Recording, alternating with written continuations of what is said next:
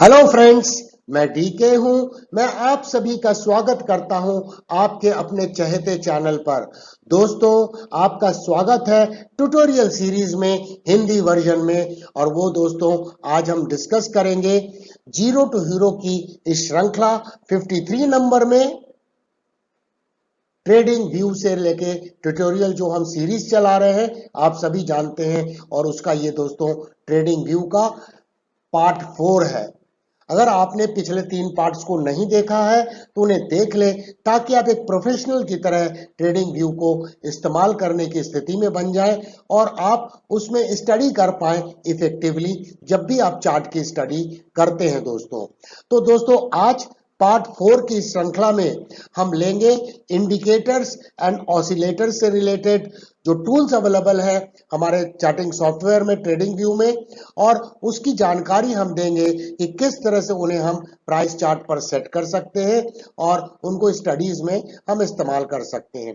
तो दोस्तों, अगर आप इस वीडियो को देख रहे हैं और चैनल को अभी तक सब्सक्राइब नहीं किया है तो जल्दी से दोस्तों सब्सक्राइब करें, और सब्सक्राइब करने के पश्चात बेल आइकन को इनेबल करना ना भूलें दोस्तों, ताकि आपको हर आने वाले नए वीडियो के बारे में जानकारी, नोटिफिकेशन वक्त पे मिल सके और आप कोई भी वीडियो इस चैनल पे मिस ना करें। एंड दोस्तों, अगर आप इस चैनल की मेंबरशिप को ज्वाइन करना चाहते हैं तो इस वीडियो के डिस्क्रिप्शन बॉक्स में नीचे उसका लिंक दिया हुआ है, जहां पर जाकर आप अलग अलग टाइप की मेंबरशिप की जानकारी प्राप्त कर सकते हैं और अपने विजडम के अनुसार डिसीजन ले सकते हैं कि आपको इस मेंबरशिप में पार्टिसिपेट करना चाहिए अथवा नहीं करना चाहिए।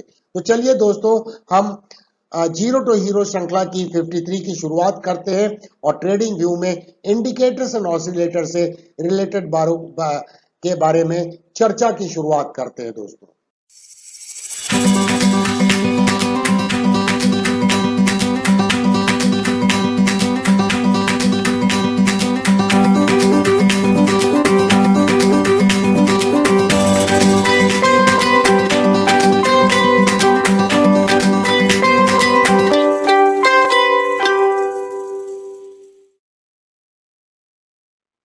तो दोस्तों, सबसे पहले ब्रीफली समझ लेते हैं इंडिकेटर्स एंड ऑसिलेटर्स होते क्या हैं। आपने देखा होगा इस चैनल के ऊपर में हम वेरियस टेक्निकल एनालिसिस को परफॉर्म करते हैं अपने लाइव स्ट्रीमिंग सेशंस में, और इसके अलावा दोस्तों हम अलग से वीडियो भी बनाते हैं, आप सभी जानते हैं। इसके अलावा दोस्तों, मेंबर्स जो हमारे चैनल के हैं उन्हें यह भी जानकारी है कि किस तरह से हम इंटरैक्टिव एनालिसिस और रिस्क मैनेजमेंट के आधार पर स्टॉक आइडिया को डिस्कस करते हैं, वो एक्सक्लूसिव मेंबर्स के लिए होता है। उसमें दोस्तों आपने देखा होगा हमारा मेजर फोकस जो रहता है वो प्राइस एंड वॉल्यूम की एनालिसिस पे होता है, क्योंकि ये बेस पैरामीटर्स है।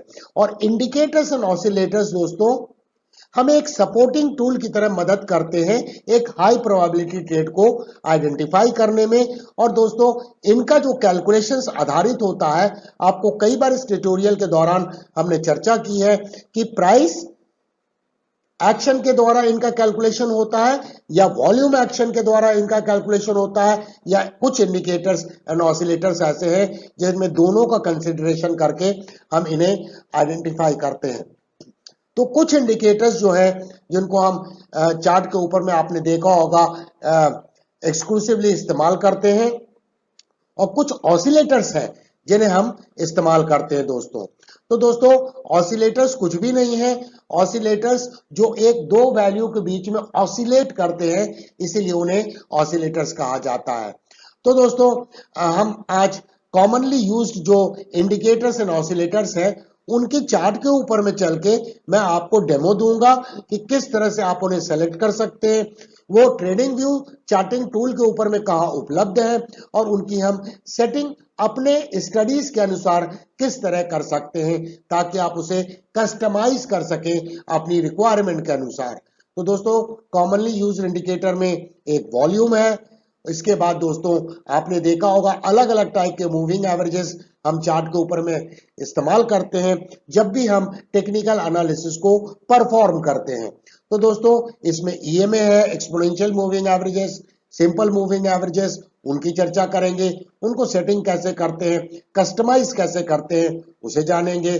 दोस्तों आरएसआई आपने देखा होगा, आरएसआई के ऊपर में और मूविंग एवरेजेस के ऊपर में, वॉल्यूम के ऊपर में सेपरेट ट्यूटोरियल अवेलेबल है जीरो टू हीरो प्लेलिस्ट में। हिंदी एंड इंग्लिश सेक्शन में आप जाके अपनी भाषा का चयन कर सकते हैं और अकॉर्डिंगली आप उन्हें देख सकते हैं। तो हम आरएसआई के ऊपर में एक बहुत एग्जॉस्टिव ट्यूटोरियल है, मल्टीपल इस्तेमाल कैसे करते हैं उसके बारे में देखेंगे। और दोस्तों स्टोचैस्टिक के बारे में, स्टोचैस्टिक एक ऑसिलेटर्स है, मोमेंटम इंडिकेटर है, हम सभी जानते हैं। आरएसआई भी दोस्तों एक ऑसिलेटर है, एक मोमेंटम इंडिकेटर है, लेकिन दोनों के कैलकुलेशन का आधार डिफरेंट है दोस्तों। तो जानने की कोशिश करेंगे। एक और इंडिकेटर है जो कॉमनली इस्तेमाल एनालिस्ट करते हैं, वो है मैकडी या एमएसीडी के नाम से जानते हैं, मूविंग एवरेज, कॉन्वर्जेंस, डाइवर्जेंस। ये भी एक मोमेंटम इंडिकेटर है जो खास करके मूविंग एवरेजेस के कॉम्बिनेशन और उनके एवरेज के ऊपर में आधारित है दोस्तों। तो इसका भी ट्यूटोरियल जीरो टू हीरो श्रृंखला में डिटेल ट्यूटोरियल उपलब्ध है। जिन्होंने नहीं देखा है वो रिविजिट कर सकते हैं जीरो टू हीरो की प्लेलिस्ट को जो चैनल पे उपलब्ध है, और उसमें सारे ट्यूटोरियल हमने स्टेप बाय स्टेप क्रिएट किए हैं, ताकि दोस्तों कोई भी बिगिनर हो या फिर जो व्यक्ति अपने नॉलेज को एनहांस करना चाहते हैं, रिवीजन करना चाहते हैं, वो सब इन्हें देख सकते हैं और मल्टीपल टाइम्स देखना चाहिए, ताकि दोस्तों रिवीजन हो सके और ये सारे नॉलेज एक परमानेंट ट्रेसेस बना सके हमारे दिमाग में, ताकि हम ऑटो मोड में आ सके जब भी हम टेक्निकल एनालिसिस को परफॉर्म करते हैं दोस्तों। तो चलिए दोस्तों straight away trading view charting software पे चलते हैं और वहां पर इन सब चर्चाओं को हम करते हैं और जानने की कोशिश करते हैं कि इन्हें कैसे कस्टमाइज करते हैं, कैसे सेलेक्ट करते हैं, वो चार्टिंग टूल पे कहाँ पे उपलब्ध है और किस तरह से जो हम टेक्निकल एनालिसिस में इस्तेमाल करते हैं उन पैरामीटर्स को ध्यान में रखते हुए उनकी सेटिंग को भी हम देखेंगे दोस्तों। तो हम आ गए अब दोस्तों ट्रेडिंग व्यू चार्टिंग टूल के ऊपर में, प्लेटफॉर्म्स के ऊपर में, और यहां पर दोस्तों हमने एक रैंडमली कोई भी स्टॉक खोल लिया है और यह है आईसीआईसीआई बैंक का डेली टाइम फ्रेम में प्राइस चार्ट, और मैंने सारे इंडिकेटर और ऑसिलेटर्स को इस प्राइस चार्ट के ऊपर में से रिमूव कर दिया है, ताकि इसे रीसेटिंग करते वक्त मैं आपको एक्सप्लेन कर सकूं कि किस तरह से हम इंडिकेटर्स एंड ऑसिलेटर्स को इस्तेमाल करते हैं। और दोस्तों आप उसे अपने चार्ट में उसे सेव कर सकते हैं, ताकि वो परमानेंटली वो सेटिंग रहे, जब भी आप कोई चार्ट खोलें तो वो सेटिंग्स आपको परमानेंटली इस टूल पे मिल सके। अब दोस्तों सबसे पहले हम देखते हैं, वैसे तो दोस्तों इंडिकेटर्स हंड्रेड्स ऑफ इंडिकेटर्स उपलब्ध है इस चार्टिंग सॉफ्टवेयर में। कुछ तो यहाँ पर दोस्तों सबसे पहले हम चलते हैं, ये देखिए एफएक्स करके लिखा हुआ है ऊपर में इंडिकेटर्स, तो उसके ऊपर में हम क्लिक करेंगे। तो जैसे ही क्लिक करेंगे दोस्तों तो ये आप देखिए यहाँ पर मेनू बॉक्स खुल गया और कुछ इंडिकेटर है जो बिल्ट इन्स है और कुछ पब्लिक लाइब्रेरी है जो अलग अलग ट्रेडर्स ने अपने अनुसार उसे प्रोग्राम करके इसमें डाला है दोस्तों।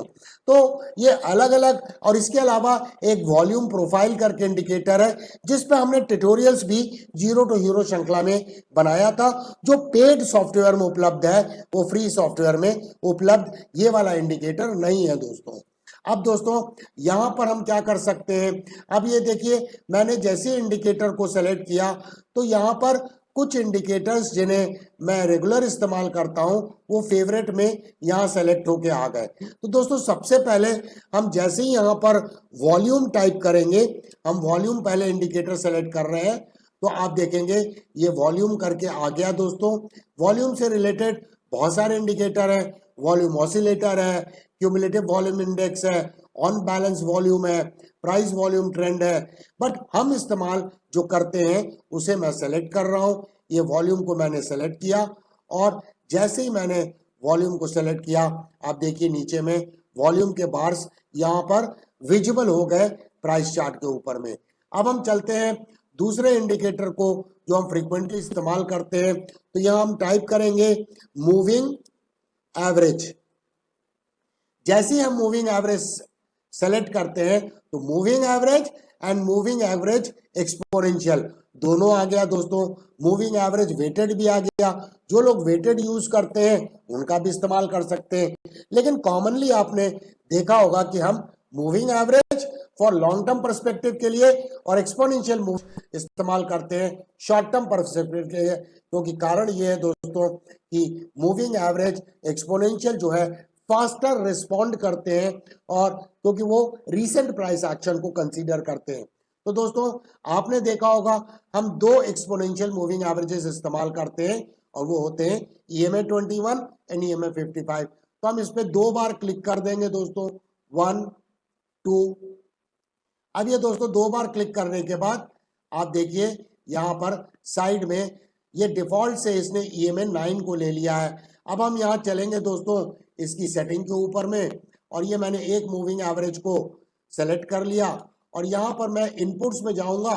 सबसे पहले 9 को चेंज कर दूंगा 21 में, क्योंकि दोस्तों हमें इंटरेस्ट है EMA 21 को सेलेक्ट करना। अब इसके अलावा दोस्तों हम स्टाइल में अब जाएंगे ताकि हम कलर को कोडिफाई कर सके अपने सहूलियत के हिसाब से, ताकि आप मूविंग एवरेज को चार्ट के ऊपर में देख के इमीडिएटली आइडेंटिफाई कर सके कि वो कौन सा मूविंग एवरेज है। वैसे तो यहाँ लीजेंड रहते हैं जहां से आप देख सकते हैं। तो दोस्तों हम इसे मूविंग एवरेज आपने देखा होगा हम नॉर्मली ग्रीन कलर का इस्तेमाल करते हैं, तो हम ग्रीन सेलेक्ट कर रहे हैं और इसे थोड़ा सा हम डार्कर कर दे रहे हैं दोस्तों। और इसके बाद ये सेलेक्ट होने के बाद मैं ओके कर रहा हूं, तो आप देखिए EMA 21 इस पे सेलेक्ट हो गया। अब दूसरे मूविंग एवरेज पे चलेंगे सेटिंग्स में, और ये देखिए सेटिंग्स का आइकॉन है, इस पे मैंने क्लिक किया तो ये ओपन हो गया दोस्तों। अब इन इनपुट्स पे चलेंगे, हमारा इंटरेस्ट है EMA 55 सेलेक्ट करने का, तो मैंने EMA 55 सेलेक्ट किया, और यहाँ पे स्टाइल में हम जाएंगे। आपने देखा होगा EMA 55 हम ब्लू कलर की लाइन इस्तेमाल करते हैं, तो मैं ब्लू सेलेक्ट कर लूंगा और इसे भी थोड़ा सा डार्कर कर दूंगा दोस्तों, और इसके बाद में दोस्तों मैं इसे ओके बटन पे क्लिक कर दूंगा, तो EMA हो गया। अब दोस्तों इसके अलावा हम क्या इस्तेमाल करते हैं, हम मूविंग एवरेज फिर से टाइप करेंगे, और हम तीन आपने देखा होगा सिंपल मूविंग एवरेज इस्तेमाल करते हैं। तो यहाँ पर देखिए मूविंग एवरेजेस जो लिखा है वो सिंपल मूविंग एवरेजेस है। इसे गलती से दोस्तों स्मूदन मूविंग एवरेज सेलेक्ट मत कीजिएगा, क्योंकि हम इस्तेमाल जो करते हैं और जो ट्यूटोरियल भी हमारे बने हैं वो मूविंग एवरेज पे आधारित है। तो इसे हम 3 बार क्लिक करेंगे, क्योंकि हमें 3 टाइप के 3 अलग अलग पीरियड के मूविंग एवरेज को सेलेक्ट करना है। 1 2 3 मैंने इसे क्लिक किया। अब इस बॉक्स को मैं बंद कर दूंगा।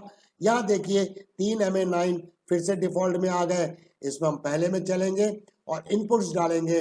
पहला आप सभी जानते हैं हम 89 मूविंग एवरेज इस्तेमाल करते हैं। स्टाइल में जाएंगे दोस्तों, और इसका कलर आपने देखा होगा हम थोड़ा सा पिंकिश कलर इस्तेमाल करते हैं, तो इसे हमने सेलेक्ट कर लिया और इसके बाद हमने इसे ओके कर दिया दोस्तों। अब इसके बाद दोस्तों हम जाएंगे दूसरे मूविंग एवरेज पे, 89 सेट हो गया। सेटिंग पे जाएंगे ताकि अगला मूविंग एवरेज का इनपुट्स आप सभी जानते हैं 144 हम यूज करते हैं, तो 144 मैंने सेलेक्ट कर लिया। स्टाइल में जाएंगे और आपने देखा होगा कि मैं जो कलर इस्तेमाल करता हूं ये वाला कलर इस्तेमाल करता हूं। इसे मैं क्लिक कर दूंगा और इसे थोड़ा सा मैं डार्क कर दूंगा, और यहाँ पर वो मूविंग एवरेज आ गया। अब मैं इसे ओके कर दूंगा। अब लास्ट मूविंग एवरेज को हम क्या यूज करते हैं दोस्तों, लॉन्ग टर्म के लिए हम SMA 200 की जगह सिंपल मूविंग एवरेज 233 इस्तेमाल करते हैं, तो मैं 233 यहाँ पर टाइप कर दूंगा और स्टाइल में जाकर मैं इसके कलर को सेलेक्ट कर लूंगा। दोस्तों कलर ऐसा है कि आप अपने सहूलियत के अनुसार कलर इस्तेमाल कर सकते हैं। यहाँ देखिए दोस्तों मैं हमेशा ग्रे कलर यूज करता हूँ, तो ग्रे का शेड मैंने सेलेक्ट कर लिया। अब इसे मैं ओके कर दूंगा दोस्तों। ये देखिए सारे मूविंग एवरेजेस हमें आ गए जो एक बार में मुझे रिफ्लेक्शन दे रहे हैं, उनका स्लोप्स कहाँ है, प्राइस की पोजीशनिंग क्या है with respect to moving averages. अब दोस्तों इसके अलावा हम क्या इस्तेमाल करते हैं, हम इस्तेमाल करते हैं, अब हम दो ऑसिलेटर को हम ज्यादा इस्तेमाल करते हैं। वैसे देखिए, और एक एवरेज ट्रू रेंज का इस्तेमाल होता है जहां पे हम रिस्क मैनेजमेंट के लिए, स्टॉप लॉस मैनेजमेंट के लिए हम उसे इस्तेमाल करते हैं। तो सबसे पहले दोस्तों हम ये इंडिकेटर में जाएंगे और इंडिकेटर में जाके मैं यहाँ टाइप करूंगा RSI, और RSI में दोस्तों ये देखिए आ गया रिलेटिव स्ट्रेंथ इंडेक्स। इसे मैं क्लिक करूंगा और दोस्तों क्लिक करने के बाद आप देखिए RSI नीचे में विंडो खुल गई। अब दोस्तों इस RSI के ऊपर में मैं इसे सेटिंग करूंगा, क्योंकि आप सभी जानते हैं RSI में जो हम रेंज सेलेक्ट करते हैं वो डिफॉल्ट रहती है। जो रेंज अपर रेंज वो 70 होती है और लोअर रेंज 30 होती है। तो अपर रेंज को मैं 60 में कन्वर्ट कर दूंगा, क्योंकि इसके ऊपर में ट्यूटोरियल है, उसे आप वॉच करेंगे तो आपको पता लगेगा क्यों हम 60 एंड लोअर रेंज 40 का इस्तेमाल करते हैं। और दोस्तों इसके बाद ये मेरी सेटिंग कंप्लीट हो गई। तो ये जो बैंड दिखाई दे रहा है कलर में वो 40 एंड 60 को इंडिकेट कर रहा है, ताकि हम इमीडिएटली उसे देख के समझ सके कि किस तरह से प्राइस के मोमेंटम दर्शा रहे हैं बुलिश मार्केट में एंड बेरिश मार्केट में। अब दोस्तों एक और इंडिकेटर जिसे हम इस्तेमाल करते हैं उसके लिए हम चलेंगे दोस्तों फिर से यहाँ पर सोकेस्टिक को सेलेक्ट करेंगे दोस्तों। यहाँ पर देखिए सोकेस्टिक आ गया, और सोकेस्टिक को सेलेक्ट करने के बाद नीचे दोस्तों इसमें हमारी जो सेटिंग है इसमें हम फिर से चलते हैं दोस्तों। यहाँ पर आप देखिए मैं सेटिंग में गया और सेटिंग में हमने देखा कि ये सेटिंग है 80 एंड 20, और आपने देखा होगा कि हम अधिकतर एनालिसिस में इस डिफॉल्ट सेटिंग का ही इस्तेमाल करते हैं, और प्राइस ओवरबॉट दिखाती है जब 80 के ऊपर है और 20 के नीचे। इसके ऊपर में भी एक सेपरेट डिटेल ट्यूटोरियल अवेलेबल है, तो उसे आप देख सकते हैं जीरो टू हीरो की प्लेलिस्ट में। अब दोस्तों इन सब सेटिंग होने के बाद हमें कई बार एक और इंडिकेटर है जो काफी पॉपुलर है, जो लोग इस्तेमाल करते हैं, MACD अगर सेलेक्ट करना है तो यहाँ पर हम क्लिक कर देंगे MACD के ऊपर में, तो आप देखेंगे ये नीचे प्राइस के MACD खुल गई दोस्तों। ये एक्चुअली मैंने 2 बार शायद क्लिक कर दिया इसीलिए गलती से, तो मैं एक को यहाँ पे क्रॉस बटन है इसे रिमूव कर दूंगा। तो अब दोस्तों एक विंडो में ही खाली MACD है। तो आप ये देख सकते हैं दोस्तों हिस्टोग्राम MACD के दिखाई दे रहे हैं, और 2 अलग अलग मूविंग एवरेज सिग्नल लाइन ये सब दिखाई दे रही है। तो ये MACD की भी सेटिंग को आप चाहें तो, हम तो वैसे जब भी कभी रेफर करते हैं लेकिन हम बहुत रेयरली रेफर करते हैं, क्योंकि दोस्तों मोमेंटम इंडिकेटर जब एक बार RSI आपने देख लिया तो एक्चुअली मल्टीपल इंडिकेटर्स देखने की आवश्यकता नहीं है। जैसे जैसे आप एक मेच्योर टेक्निकल एनालिस्ट बनेंगे आप प्राइस एक्शन में ज्यादा फोकस करने लगेंगे, और इंडिकेटर एक सपोर्टिंग टूल की तरह रह जाएंगे, जहां पे आपको कभी डाइवर्जेंसेस चेक करना है, कभी मोमेंटम के आधार पर स्टडीज करनी है, तो वहां तक आपका फोकस लिमिटेड हो जाएगा दोस्तों। अब दोस्तों इसमें बहुत इंपॉर्टेंट है कि अगर हम प्राइस चार्ट पे जब एनालिसिस कर रहे हैं तो यहाँ एक विंडो दी है, मैं इस पर क्लिक करूंगा तो ये इंडिकेटर जो नीचे में है ऑसिलेटर्स वो हाइड हो जाएंगे, जो हमें ऑब्स्ट्रक्ट नहीं करेंगे एनालिसिस को परफॉर्म करने के। और जब भी मुझे उन्हें रेफर करना है तो मैं फिर से यहाँ पे क्लिक कर दूंगा तो वो नीचे इंडिकेटर्स दिखाई देने लगेंगे। इसी तरह दोस्तों एक और इंडिकेटर जिसका हम इस्तेमाल करते हैं केवल स्टॉप लॉस मैनेजमेंट के लिए, ATR। आपने बार बार वर्ड इसको सुना होगा कि स्टॉप लॉस में भी fixed 1 ATR below the support line और 1 ATR above the resistance line, अगर हम शॉर्ट सेलिंग पोजीशन में है तो ये दोस्तों ATR है। तो इस तरह से दोस्तों हम इसे सेलेक्ट कर सकते हैं अपने चॉइस के हिसाब से।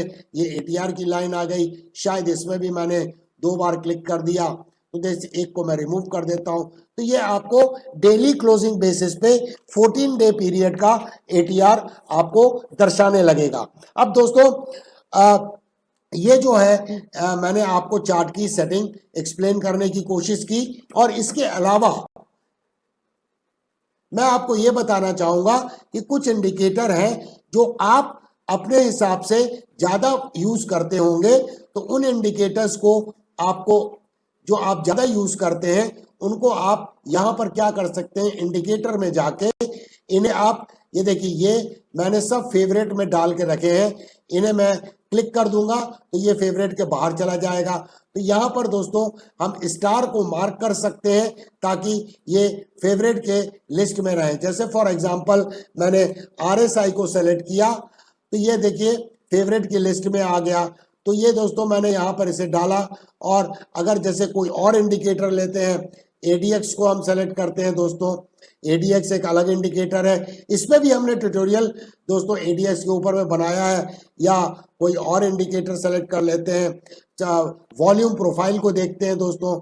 ये वॉल्यूम प्रोफाइल को देखिए, अलग अलग रेंज के हैं। इसको मैं रिमूव करना चाहता हूँ, इसको फेवरेट में डालना चाहता हूँ। अगर फेवरेट में डालता हूँ तो यहाँ स्टार बना है, इस पर क्लिक कर देंगे तो ये फेवरेट में चला जाएगा, ताकि वो हमें इमीडिएटली उपलब्ध होगा जब भी हम उसे सेलेक्ट करना चाहेंगे। तो हमारे समय की बचत होती है दोस्तों।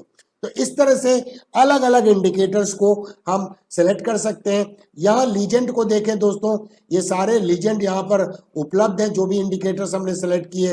ये देखिए वॉल्यूम को दर्शा रहा है और वॉल्यूम की वैल्यू भी दर्शा रहा है, EMA 21 की वैल्यू दर्शा रहा है ये, और कलर दर्शा रहा है। वो वैल्यू उसी कलर में आएगी जिस कलर में आपने इंडिकेटर को सेलेक्ट किया है। EMA 55 ब्लू कलर में है, या वैल्यू भी ब्लू कलर में दिखाई दे रही है।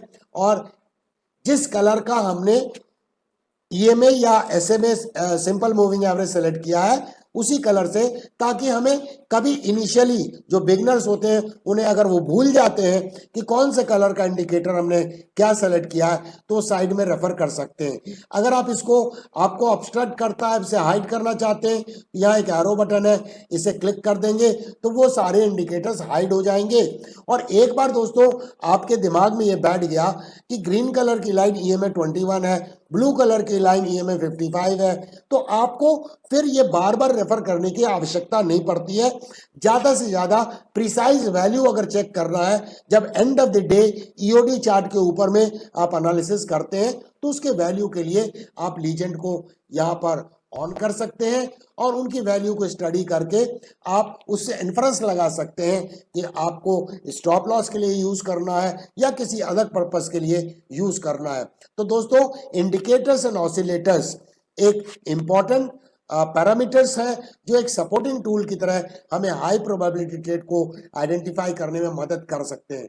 अब यहाँ पर अगर हम लिस्ट देखें दोस्तों, तो अगर मैं सिंपल A टाइप करूं तो A से रिलेटेड सारे खुल जाएंगे। ये देखिए average decline ratio, accumulation, distribution. But दोस्तों ऑसम ऑसिलेटर, तो एक एक hundreds and hundreds of indicators हैं। अगर आप बिल्ट इन की कैटेगरी में जाएंगे तो ये देखिए दोस्तों, ये बिल्ट इन की कैटेगरी है जो इसका ट्रेडिंग व्यू सॉफ्टवेयर का प्लेटफॉर्म है। और ये है पब्लिक लाइब्रेरी दोस्तों। पब्लिक लाइब्रेरी में आप देखेंगे बहुत सारे इंडिकेटर्स एंड ऑसिलेटर्स हैं जिन्हें कंबाइन करके लोगों ने अपने अपनी तरह से डिजाइन करके इसमें अपलोड किया हुआ है। और यहाँ पर आप पूरी लिस्ट देख सकते हैं। ये इंडिकेटर है दोस्तों जो यहाँ पर उपलब्ध है, और यहाँ पर दिखा रहा है कि कितने लाइक्स इसे मिले हैं अलग अलग लोगों से, क्योंकि हम सभी जानते हैं ट्रेडिंग व्यू एक इंटरनेशनल चार्टिंग प्लेटफॉर्म है जहां से हंड्रेड्स कंट्रीज में इसे इस्तेमाल किया जाता है। तो ये इंडिकेटर ऑसिलेटर से मैं आपको एक्सप्लेन करना चाहता था। बाकी दोस्तों हमारा उद्देश्य यह है कि आपको एक दिशा दे देना इस चार्टिंग सॉफ्टवेयर के बारे में, ताकि आप कौन से इंडिकेटर्स, कौन से टूल्स कहाँ उपलब्ध है, वैसे दोस्तों उसे आप जान सकें और अपने हिसाब से फिर फर्दर स्टडीज आप कर सकें उसे दोस्तों। तो वो दिशा दिखाने का काम ये ट्रेडिंग व्यू का ट्यूटोरियल सीरीज कर रहा है। अगले आने वाले एपिसोड में हम अगले पार्ट्स में कुछ और डिस्कस करेंगे, क्योंकि ये काफ़ी रोबस्ट प्लेटफॉर्म है और इसमें बहुत सारे टूल्स हैं जो हमें मदद करते हैं टेक्निकल एनालिसिस को परफॉर्म करने के लिए। चाहे आप डाउ थ्योरी को फॉलो करते हो, चाहे आप गैन को फॉलो करते हो, या इलियट वेव को फॉलो करते हैं, और या आप उसे कंबाइन करते हैं। तो दोस्तों मैं तो आप सभी जानते हैं कि मैं डाउ स्कूल को बिलीव करता हूं और उसे ही मैं फॉलो करता हूं, क्योंकि that is the first concept the world has seen for the subject of technical analysis. बाकी सारे कंसेप्ट कहीं ना कहीं से डिराइव्ड है।